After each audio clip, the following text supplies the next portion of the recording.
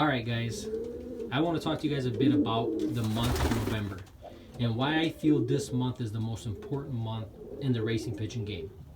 This month honestly can make or break your upcoming season. If you're not careful with the next few steps, you can really be hurting yourself.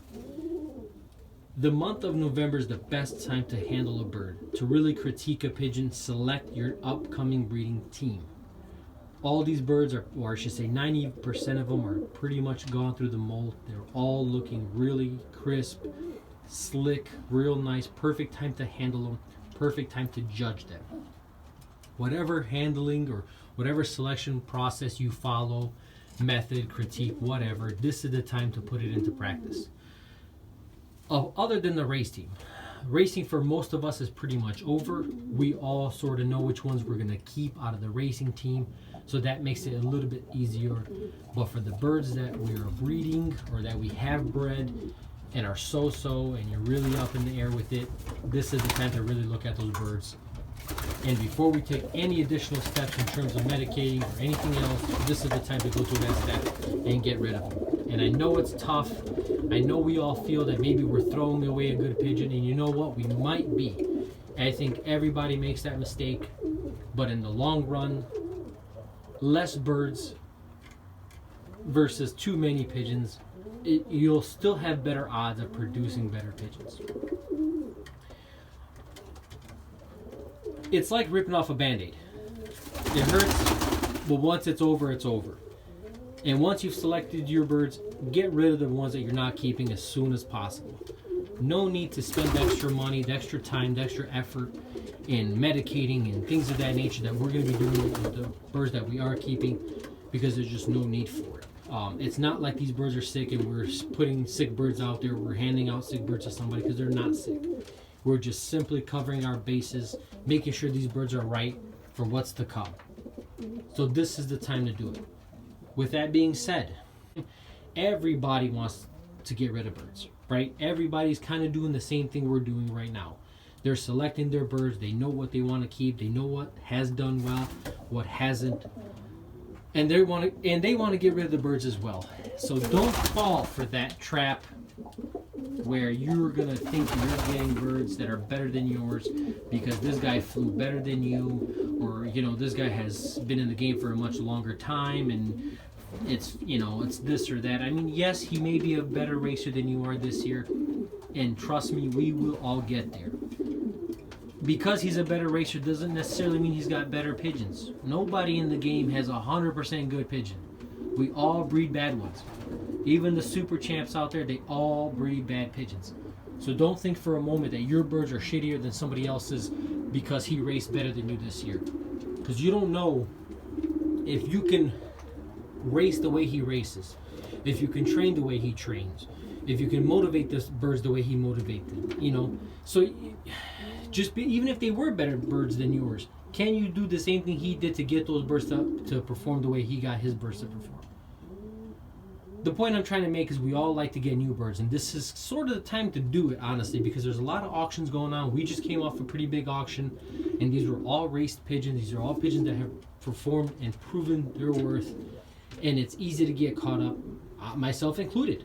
I'm not the exception, guys. I'm as eager to get a new bird as anybody else, because it's a lot of fun. It's a lot of fun to get a new pigeon to add to your team. And honestly, this is the time to do it. Before we jump into the next few steps of medicating, this is the time to add them if you're going to add anything. What I'm saying is just use caution, guys. And don't think for a second that your birds are crappier than somebody else's, because everybody has bad pigeons.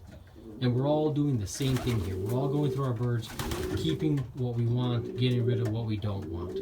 So just be very careful. Pedigrees don't fly. We know this. Just because a pedigree is chock full of fancy names that we may have never heard of, it doesn't mean that they're good racing pigeons. A pedigree is only as good as the guy making it. So if you don't trust the source, don't trust the pedigree. You guys know how I feel about that. These guys are salesmen. That's all they are. They will tell you exactly what you want to hear about this pigeon. Whatever you think is important to you, buoyancy, one pin tails, eye sign, whatever you think is important to you, they'll tell you that's what this bird has. Oh, I'm looking for a good Jensen bird. That's what it is. This is a Jensen pigeon. You know, I'm looking for this.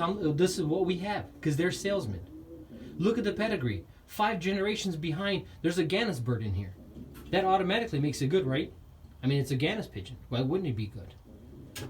Use good judgment, guys. Don't just add crap to your loft.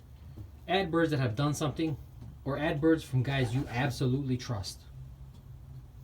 Select your birds, whatever method you use. I'm not going to dig into that because we all have different methods. We all have different ideas of what a bird should handle like, or what a bird should feel like, or whatever the case is. That's on you. But don't be too trigger happy to just add anything because you think this guy's better than you. Trust me, we will all be there. And even if his birds are better, can you do what he does? Can you race the way he races? Because if you can't, then they won't perform for you.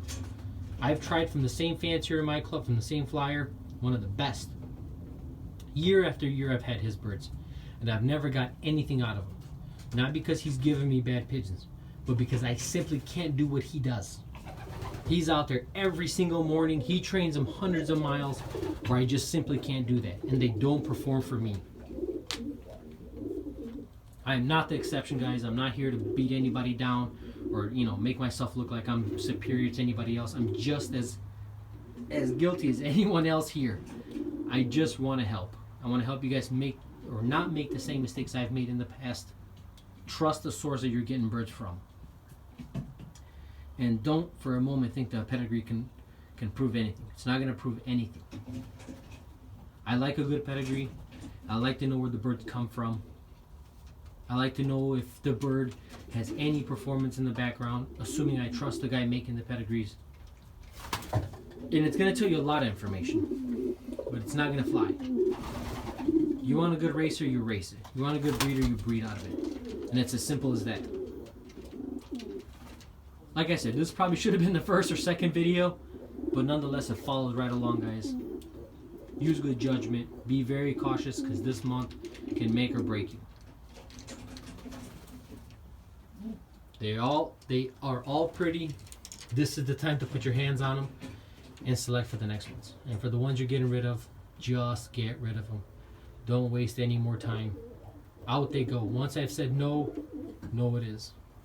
We'll see you on the next one, guys.